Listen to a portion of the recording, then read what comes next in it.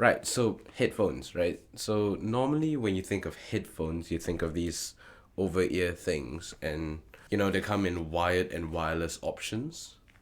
Here's a really good wireless option. These are the Shure AONIC 50 Gen 2s.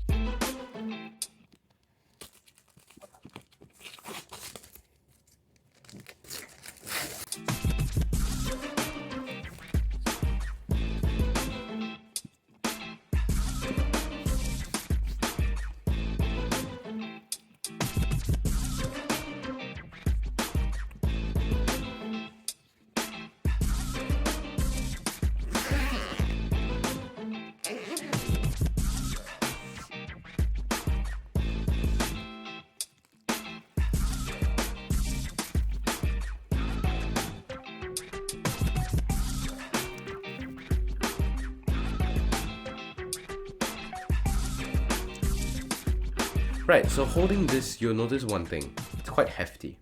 And that's because the arms that kind of hold the cup to the headband is actually aluminium. And what that means is that it brings up the weight to about 334 grams. And it's nice and weighty, and that kind of gives it a premium feel. But if you're gonna be like moving around at fast pace with this thing on, even though I really don't suggest it, well, it's probably not a good idea because these are quite heavy and your neck will feel the stress of it. Though, if you're just like on the train and you just like have these on for the noise cancellation, honestly, it's a good choice, good option.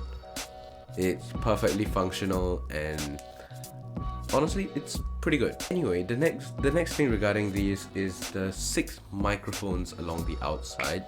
So basically what these 6 microphones do is that they're for voice pickup for when you're on phone calls. So this is what the microphones will sound like on the Shure AONIC 50 Gen 2s. They're perfectly functional for phone calls, but not really the best. And also for the noise cancelling, which we'll get to, and it's pretty good. It has a little slider for your noise control. It has a pause button, volume up and volume down. So basically you can map your different buttons to do different things. So for example, your play pause button, you can map it to double tap to skip track, and like other gestures to go back or like do other things. When it comes to how the Aonic 50s connect to basically all your devices, it does come with the standard 3.5mm port on the left ear cup, but it also comes with a USB-C port on the right ear cup. So for some people, it might be a bit strange to have a cable dangling out the left side of your headphone, because normally it's on the right. But if you're using it in USB mode, you get to have high quality USB audio out of the USB-C port, and that's pretty good. In terms of Bluetooth codecs, it does support the standard SBC and AAC, but it also supports the high quality aptX audio. It also supports LDAC connectivity, so if you have a phone that supports LDAC, that's great. It's also gonna sound fantastic and beautiful. Up to the new flagship feature of the Aonic 50 Gen 2s is the noise cancelling. So this is like the main big feature of these Aonic 50s, because the noise cancellation is pretty good. So if you have that slider all the way down, you just kind of bump into noise cancelling mode. And right now in my room, it's really, really effective because my room is pretty soundproofed already. But even when I'm out in the wild, this noise cancellation is actually pretty decent. It can wipe out a lot of background noise quite easily. So to be fair, it does still suffer from some of the regular noise cancellation woes, which is like, things like, oh, there's a bit of hissing sometimes in the very top end when it just can't cancel it out. It will hiss a little bit, but really not much in the name of complaints. It's also got an environment mode, which, if you're not familiar with the name, basically means transparency mode. So it's gonna take all of the sounds from the outside, it's gonna plug it straight into your ears. So you can just bump into environment mode and it sounds pretty good. I mean, like, in the app, you can customize the different levels of environment mode, and it starts pretty small, picks up voices and stuff. But once you pump it up to the max, you hear everything. It's like super hearing. Still, not to the level of AirPods Max, but pretty good. And honestly, it's completely functional. It sounds great. Interesting little thing is that it comes with a partner app, the Shure Plus Play app, and you can connect your other Shure headphones to the same app. Inside, you can actually control the EQ, and you can customize the sound to something that you like a little bit more. This is actually quite a common feature among most consumer headphones, these EQ functions. So yeah, it's pretty standard, but these actually sound pretty great when the bass is boosted slightly. Right, so when it comes to battery, I haven't had the chance to properly test the battery, but I've had this on for hours, right? Because I actually got it in today, and I've just been testing it for the last few hours. I've put it through its paces. It started at 72%. Right now, it's at 60. It's kind of insane how unbelievably healthy the battery life is on the AONIC 50 Gen 2s. They have touted up to 45 hours of battery life, which is quite believable considering the paces that I've put this guy through. Like, straight up, this is unbelievably healthy battery life for a headphone. And honestly, not bad. It charges via USB Type-C, so, one cable for everything madness. And honestly, I'm vibing with that life right now. In terms of sound, of course, standard specs, we have a 50mm dynamic driver, so nothing really special there. It's just a really big driver in there.